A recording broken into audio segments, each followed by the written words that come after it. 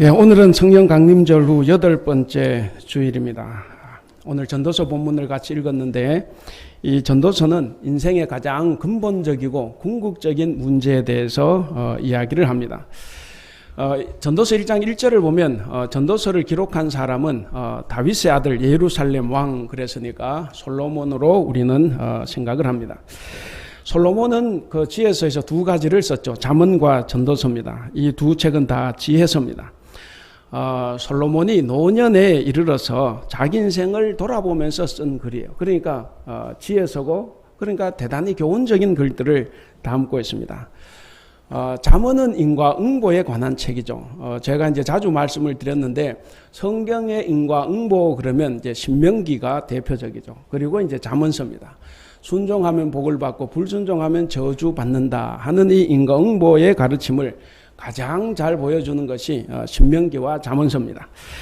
근데 이 전도서는 뭐냐면 잠언과 조금 다릅니다. 세상을 살아보니까 인과응보대로만 되는 것이 아니더라 하는 거죠. 역설적인 진리다 그러는데 바로 전도서는 욥기와 더불어서 역설적인 삶의 지혜를 말합니다. 그래서 전도서를 읽어보면 네가 해 아래서 수고했냐? 아무리 수고를 많이 해봐라. 다 소용없는 일이다. 네가 지식을 많이 가지면 좋을 것 같냐? 지식을 가지면 가질수록 근심만 늘어난다. 요즘 이제 한일 관계가 벌어졌는데 뭐 이런 데 관심 없으면 편안해요. 근데 괜히 이때 하필 알아가지고 경제 문제를 잠이 안 옵니다. 우리나라 어떻게 될까? 이게 지식이 쌓여서 근심만 늘어나는 거죠. 쾌락을 원하느냐? 네가 쾌락을 가져봐라. 결코 아무것도 안다. 그냥 헛된 거다.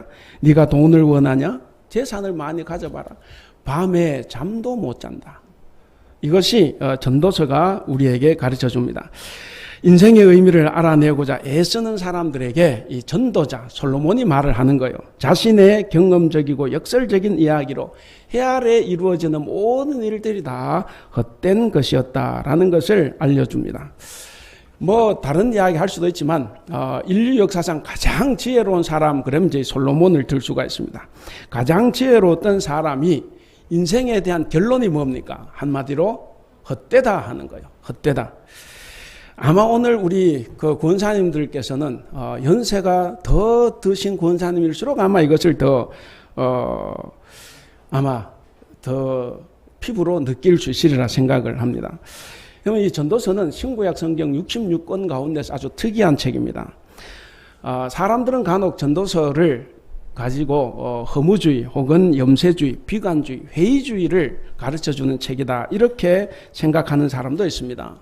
여러분 정말 그렇겠습니까? 정말 그러면 이게 성경에 들어오면 안 되죠. 다 헛된 것뿐이니까 혹시 우리에게 삶을 포기하라. 혹은 삶은 다 헛된 거니까 자살하고 생을 마감해라. 아니면 세상에서 도망을 가라. 은둔해라. 이렇게 가르치고 있습니까? 사실 전도서에서는 그런 가르침은 전혀 없습니다.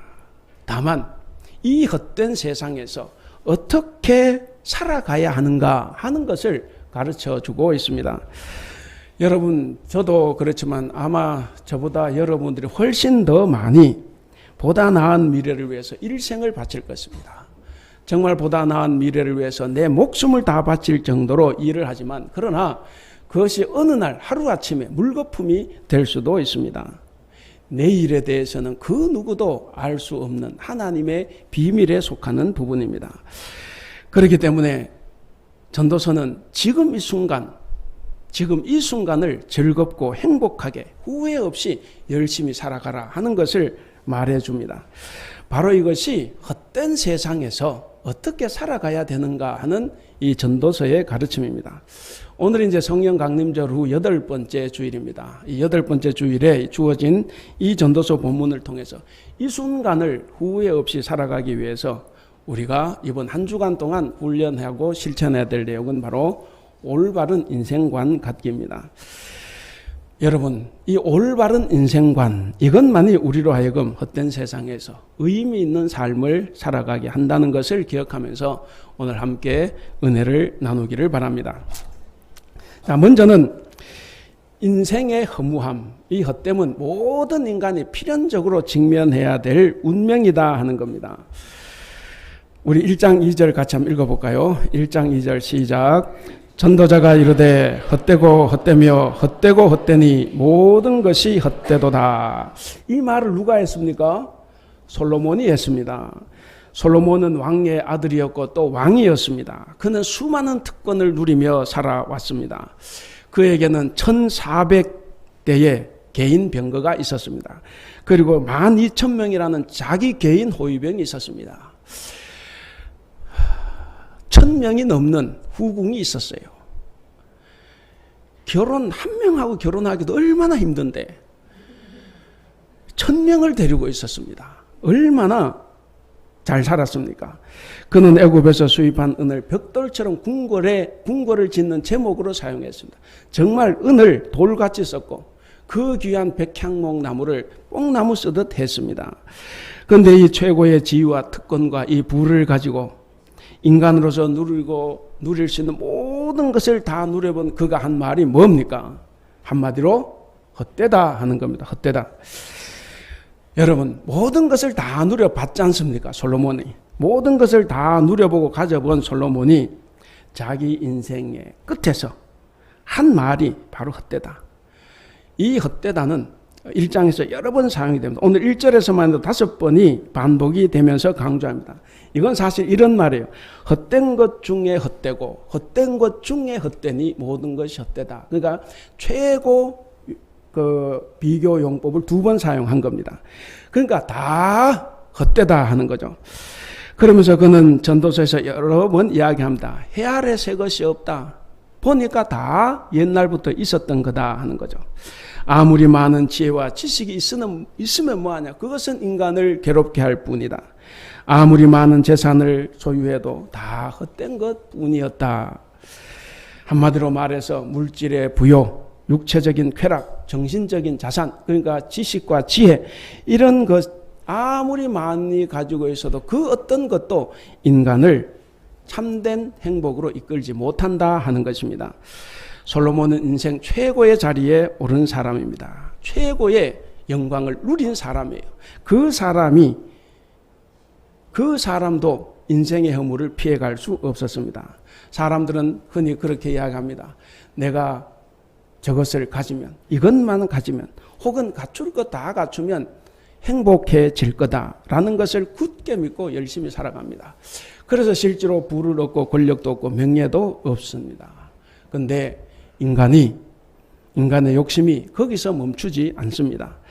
다 갖추면 행복해질 것 같지만, 그러나 인간이 세상의 어떤 것에 집착해서 살아가면 인생의 성공 여부와 상관없이 허무함에 부닥치고 만다는 사실입니다. 그 누구도 죽음을 피해갈 수 없습니다.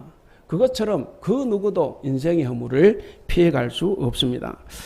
그래서 우리는 오늘 이 솔로몬의 말을 주목해서 봐야 됩니다. 사람은 누구라도 혹은 모든 사람은 다 허물을 느끼고 세상 그 무엇도 진정한 만족을 주지 못합니다. 그런데 사람들은 결코 만족할 수 없는 것에 목숨을 겁니다. 결코 만족할 수 없는 허탄한 것으로 자기를 채워가려고 합니다. 어떤 이는 그 공허와 허탄을 채우기 위해서 사랑을 합니다. 어떤 사람은 무수한 물질로 채워보고자 합니다. 어떤 사람들은 성공이나 성취로 공허와 헛됨을 채울 수 있으리라 생각을 합니다. 그런데 이것들은 다 매우 어리석은 생각입니다. 그런 생각들 때문에 탐욕이 생깁니다. 그런 생각 때문에 집착이 생기고 마음의 헛된 욕망이 그치지를 않습니다. 그리고 거기에서도 멈추지 못하고 더 나아가게 되면 더 큰 불행을 당하게 됩니다. 솔로몬은 이것을 알았습니다. 그래서 이것을 알리기 위해서 지금 이 허물을 반복해서 말을 하고 있습니다. 솔로몬 자신도 자신의 허물을 극복하기 위해서 수많은 애를 썼다고 볼 수가 있습니다. 정말 부단히 허물을 극복하기 위해서 노력을 했지만 노력을 하면 할수록 더 큰 허무에 빠져서 결국 늙어 죽을 때가 돼서야 그것을 깨달은 것입니다. 사랑하는 우리 성도 여러분, 우리는 이 문제를 결코 가벼이 여겨서는 안 됩니다. 인생은 그 자체만으로도 허무에 빠지게 할 수가 있습니다. 그렇기 때문에 우리는 이것을 인정하고 정직하게 확인하는 자리, 그 자리가 인생의 진정한 의미를 발견할 수 있는 출발점이 될 것입니다. 두 번째로 우리가 생각해 볼 것은 성도는 말씀의 기초에서 세상을 보는 안목을 가져야 합니다. 오늘 그 본문 12절 13절을 같이 읽어보겠습니다. 12절 13절 시작. 나 전도자는 예루살렘에서 이스라엘 왕이 되어 마음을 다하며 지혜를 써서 하늘 아래에서 행하는 모든 일을 연구하며 살핀 즉 아멘. 거기까지 읽겠습니다. 예. 자, 연구하며 살핀 즉 하나님께서 주신 탁월한 지혜를 가진 사람이 솔로몬입니다. 그 솔로몬이 마음을 다해서 지혜를 다해서 세상에서 이루어지는 모든 일들을 연구하고 살펴봤습니다. 그는 세상을 보다 정확하게 이해를 하고 싶었고 보다 분명하게 삶의 진정한 의미를 그는 알고자 노력을 했습니다. 우리는 이러한 말을 다른 이가 아닌 솔로몬이 했다는 것 때문에 좀 더 특별하게 봐야 합니다. 솔로몬은 하나님께로부터 상상할 수 없는 아주 탁월한 지혜를 선물로 받았습니다. 지혜만 받았습니까? 재물도 부귀영화도 다 받았습니다. 그런 거이기 때문에 아마도 아무런 어려움 없이 실패 없이 마냥 행복하게 살았을 거다 이렇게 생각할 수 있지만 전혀 그렇지 못했습니다. 솔로몬이 쓴 잠언 전도서의 교훈은 하나님이 주신 지혜와 함께 인생에서 자신이 직접 경험하고 체험했던 수많은 시행착오들 그리고 인생에 대한 깊은 통찰의 집약체임을 우리는 기억해야 합니다. 탁월한 지혜를 가진 이 솔로몬이 세상과 말씀과 그리고 자신의 삶 전체를 통찰하고 묵상을 게을리하지 않았던 것처럼 우리들도 그렇게 살아가야 합니다. 우리도 신비한 지식을 가지고 있습니다. 우리는 영적 지혜를 소유했습니다. 그런 우리들이기 때문에 우리들도 세상을 보다 정확하게 이해를 하고 진리의 삶, 지혜의 삶을 살기 위해서 보다 깊이 공부하고 더 열심히 성경을 공부해야 합니다. 그런데 많은 사람들은 그렇게 생각하지 않습니다. 이러한 노력, 더 깊이 고민하고 더 열심히 성경을 공부해야 되겠다는 이런 노력을 소홀히 합니다. 심지어 그런 거 필요하지 않다고 생각을 합니다. 뭐 교회 잘 다니고 설교 말씀 잘 듣고 착하게 살면 되지. 그 뭐 성경 말씀 다 안다고 뭐 구원에 도움이 되냐. 이렇게 생각을 해서 그런 것들을 불필요한 것으로 여기기까지 합니다. 그런데 여러분 그거 잘못하면 그거 막 사는 거예요. 내가 교회를 수십 년 다니는데 성경 한번 공부해보지 않고 그저 내가 생각하는 대로 생각하는 그것은 인생을 막 사는 무모한 삶일 수도 있습니다. 여러분 하나님께서 신령한 지혜 그리고 진리와 생명의 말씀을 우리에게 주신 것은 그냥 그거 몰라도 되니까 되는 대로 살라고 주신 말씀은 아닙니다. 여러분 한번 생각해 보십시오. 솔로몬이 엄청나게 많은 것을 받았습니다. 지혜를 받았습니다. 정말 하나님께서 주셨습니다. 그래서 그는 지혜를 받았고 깨닫는 마음도 받았습니다. 그런데 만약에 그것을 받기만 하고 그것을 사용하지 않으면 어떻게 됩니까? 그는 사용을 사실 잘 못했죠. 그럼에도 불구하고 우리는 이 솔로몬이 썼던 잠언이나 전도서 같은 이런 글들 아마 솔로몬이 활용하지 않았으면 이런 것들 우리는 만나지 못합니다. 이런 것을 우리가 읽지 못하면 우리 성도들의 삶은 그만큼 더 빈곤해질 수 있습니다. 그가 하나님께로부터 받은 지혜를 잘 활용했기 때문에 오늘 우리가 이 글을 읽고 우리 삶에 도움을 얻고 있습니다. 그렇기 때문에 우리 역시 마찬가지입니다. 만일 우리가 하나님이 주신 신령한 지혜 세상에 대한 바른 판단력과 안목이 있음에도 불구하고 이를 소홀히 여긴다고 하면 그것은 아무것도 아닙니다. 그것은 우리가 삶을 불성실하게 사는 것이 되는 것에 불과합니다. 하나님께서는 우리에게 또 많은 달란트, 재능도 주셨습니다. 그런데 이것을 사용해서 봉사하지 않는다고 하면 그것은 우리에게 죄를 더할 뿐입니다. 그렇기 때문에 우리 사랑하는 성도 여러분, 부단히 우리 하나님께서 주신 이 신령한 말씀, 신령한 지혜를 통해서 세상을 보다 더 정확하게 볼 수 있는 이 노력을 게을리하지 않기를 바랍니다. 삶 속에서 우리는 부단히 말씀을 묵상하고 공부해야 합니다. 그리고 고민하고 그래서 온전한 지혜에 이르기를 우리는 힘써야 합니다. 우리의 삶 속에서 우리가 받은 달란트를 잘 활용을 해서 정말 하나님의 아름다운 나라가 이루어지도록 우리는 힘을 써야 합니다. 사랑하는 우리 성도 여러분, 여러분의 진지한 고민과 묵상, 이 봉사를 통해서 많은 사람들로 하여금 하나님의 빛을 보게 할 것입니다. 그리고 그런 여러분 자신은 바로 지혜롭고 온전한 삶을 살아갈 수가 있습니다. 그리고 세 번째로 생각해 볼 것은 자녀에 관한 문제입니다. 자녀들에게 없어질 물질이 아닌 영원을 간직할 수 있는 믿음을 남겨줘야 되겠다 하는 말씀입니다. 18절에서 21절 말씀인데 여러분 18절 19절 다 같이 한번 읽어보겠습니다. 2장 18절 19절 시작. 내가 해 아래서 내가 한 모든 수고를 미워하였노니 이는 내 뒤를 이을 이에게 남겨주게 됨이라. 그 사람이 지혜자일지 우매자일지야 누가 알냐마는 내가 해 아래에서 내 지혜를 다하여 수고한 모든 결과를 그가 다 관리하리니 이것도 헛되도다. 자신의 후계자면 여기서 자신의 아들입니다. 어쨌든 자신의 후계자가 지혜자인지 우매자인지 알지도 못하는데 내가 가진 것을 다 넘겨주면 이거 어떻게 되냐.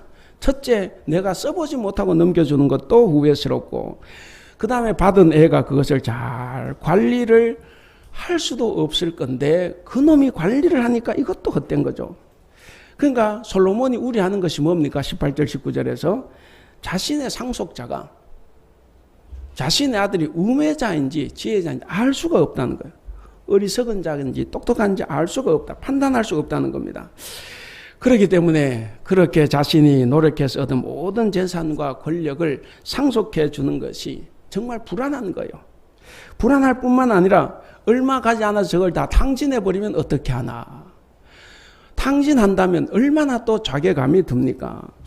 사실 우리는 오랜 세월에 걸쳐서 쌓아놓았던 것을 자식 때 넘어가서 분비박산 나는 것도 우리는 많이 간접적으로라도 경험을 했습니다.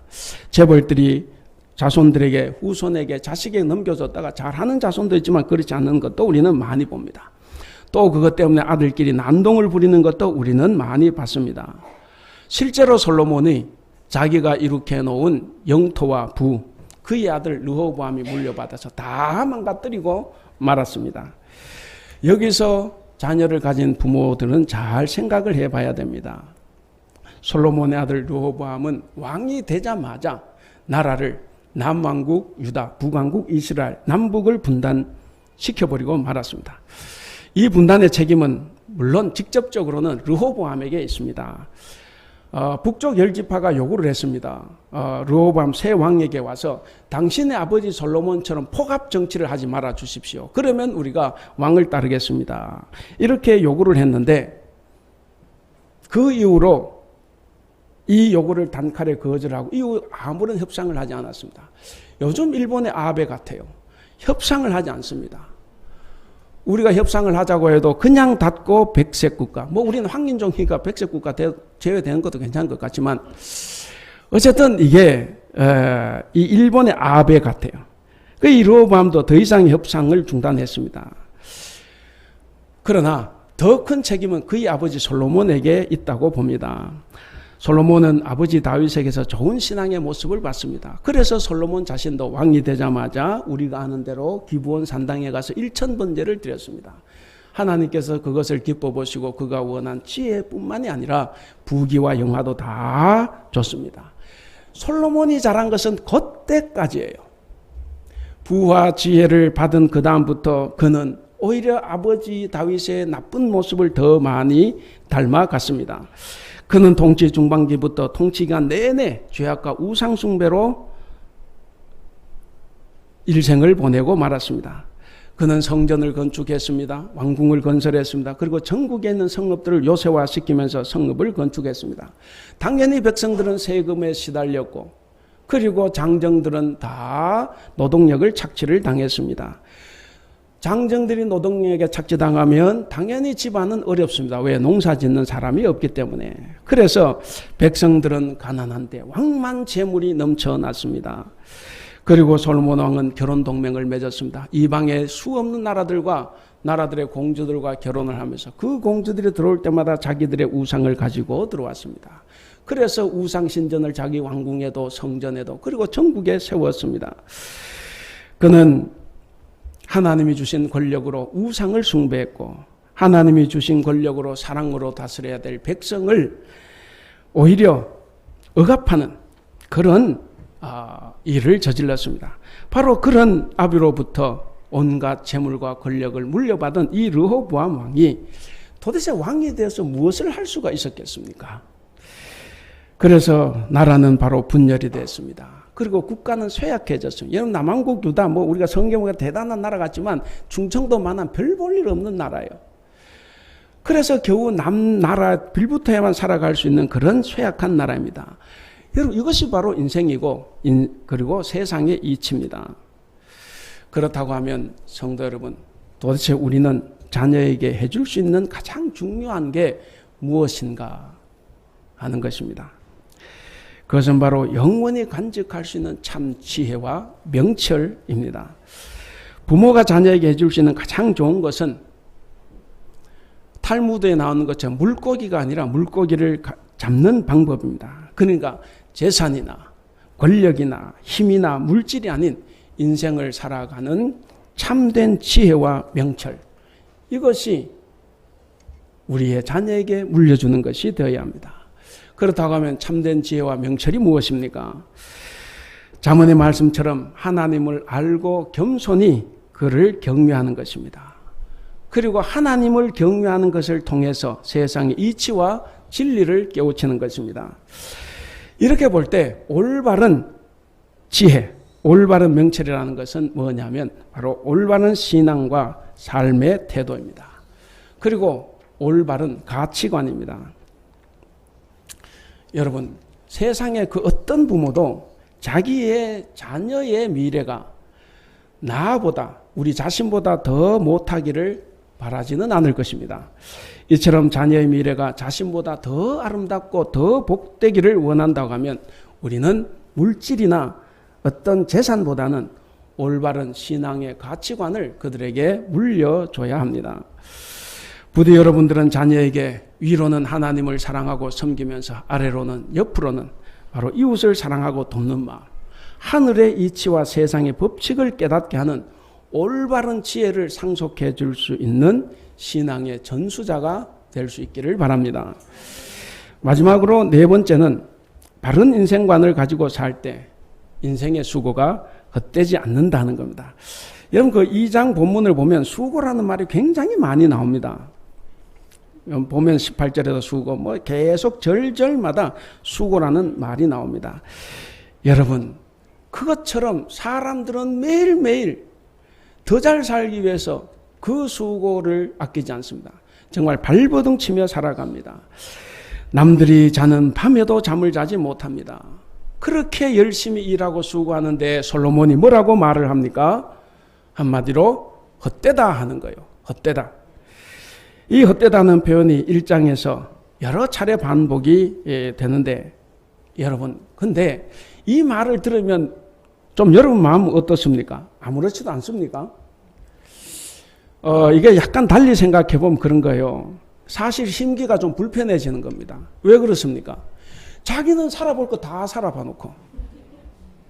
아까 그랬잖아요. 여기 젊은 사람 혹시 있으면 결혼 한번 하기 얼마나 힘듭니까? 그래서 좀 독신으로 지내려고 하는데 자기는 1000명의 부인을 데리고 살아요. 누릴 것 다 누리고 할 것 다 해놓고 그래 놓고 이렇게 말하면 어떻게 하자는 겁니까?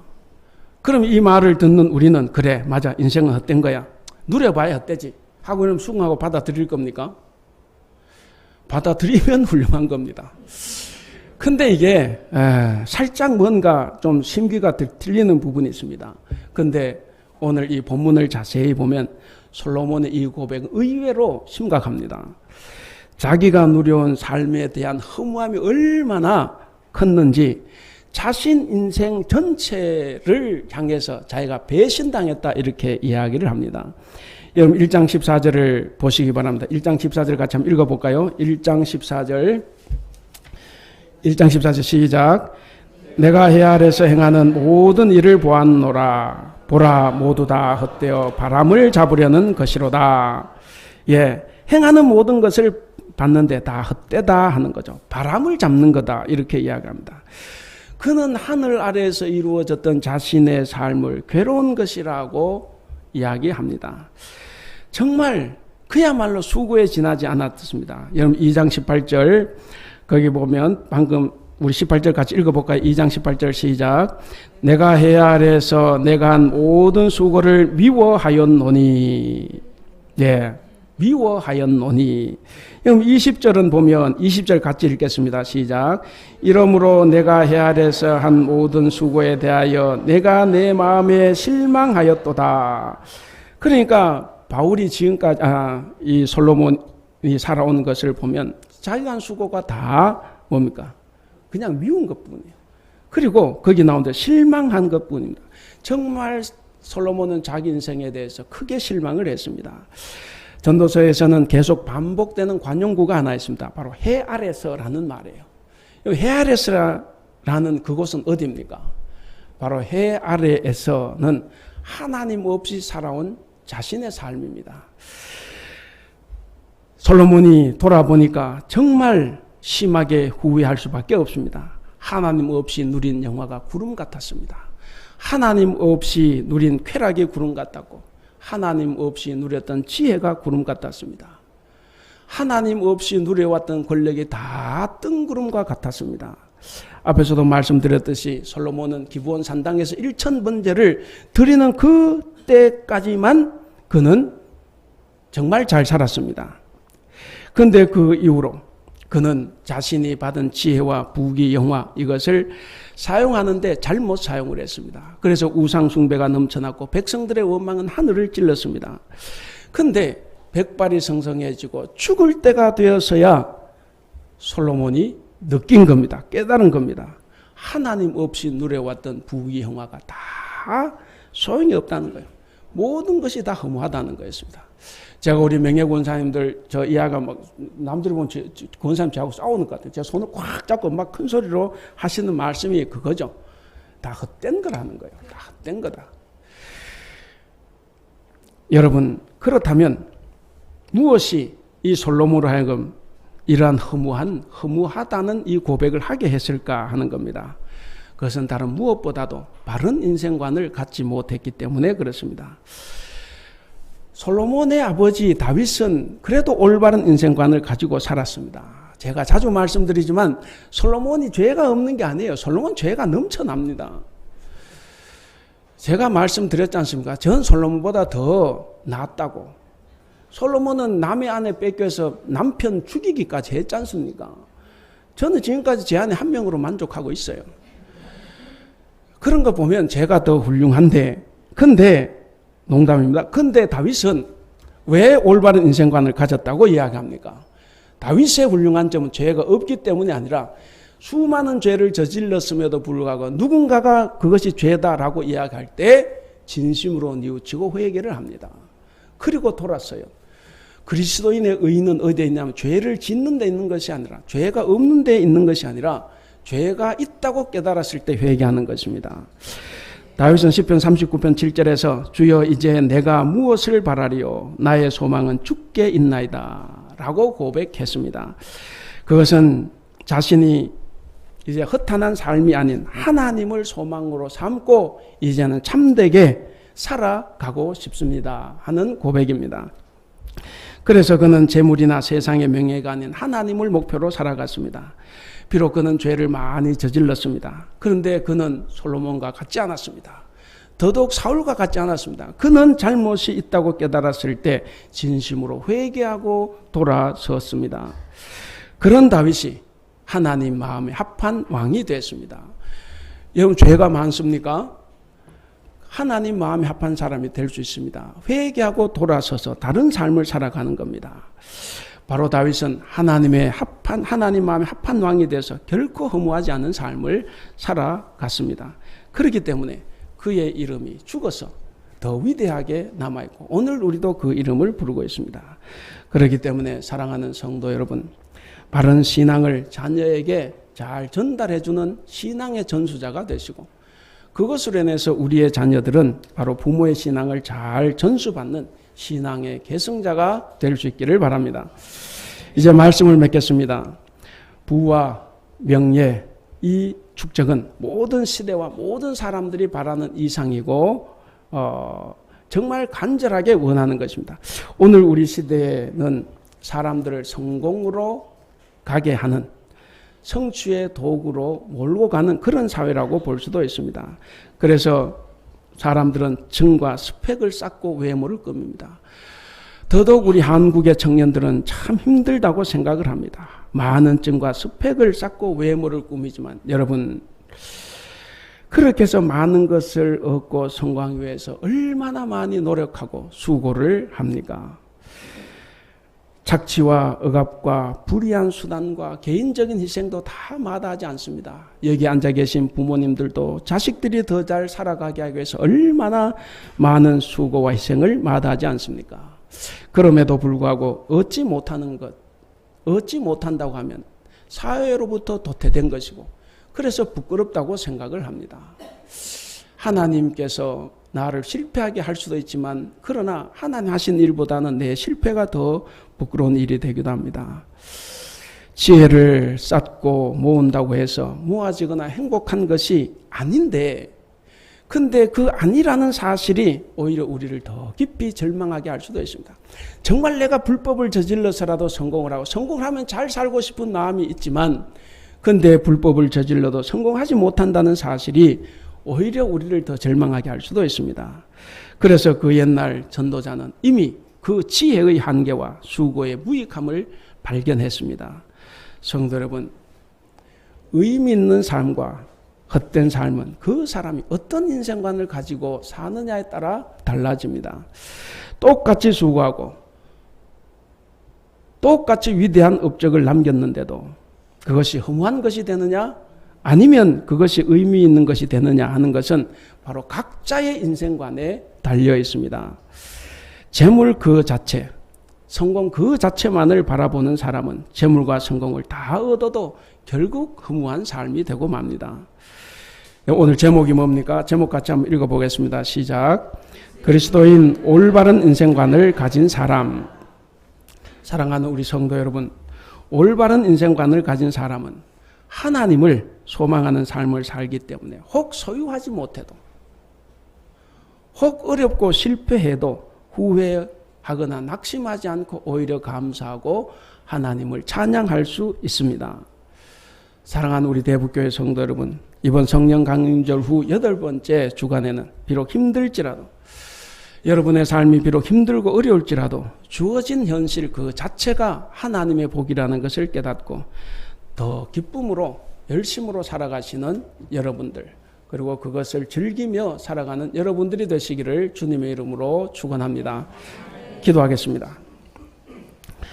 사랑이 많으신 우리 하나님 아버지, 전도자는 자신의 힘으로 자신을 위하여 은과 금을 소유하기도 하고 많은 아내를 거느리기도 했습니다. 하지만 그 모든 것들은 바람을 잡는 것과 같고 자신에게는 아무런 유익을 주지 못한다는 것을 깨달았습니다. 우리에게 해 아래서의 삶이 전부이고 하늘 위의 삶이 없다면 인생은 참으로 허무하고 살아갈 가치가 없을 것입니다. 그러나 우리에게 언제나 소망이 있는 하늘 위의 삶이 있습니다. 오늘도 우리에게 허락하신 다양한 삶의 자리에서 우리 자신의 힘이나 세속적 가치관을 힘입으려는 어리석음을 다 버리고 올바른 가치관을 가져서 하나님을 힘입고 살아가는 우리 모든 성도들 다 될 수 있도록 주님 도와주시옵소서. 그래서 우리의 삶이 의미 있는 삶이 되게 하셔서 온전히 하나님 마음에 합한 자로 살아갈 수 있도록 인도하여 주시옵소서. 감사하며 우리 주님 예수님의 이름으로 기도하옵나이다. 아멘.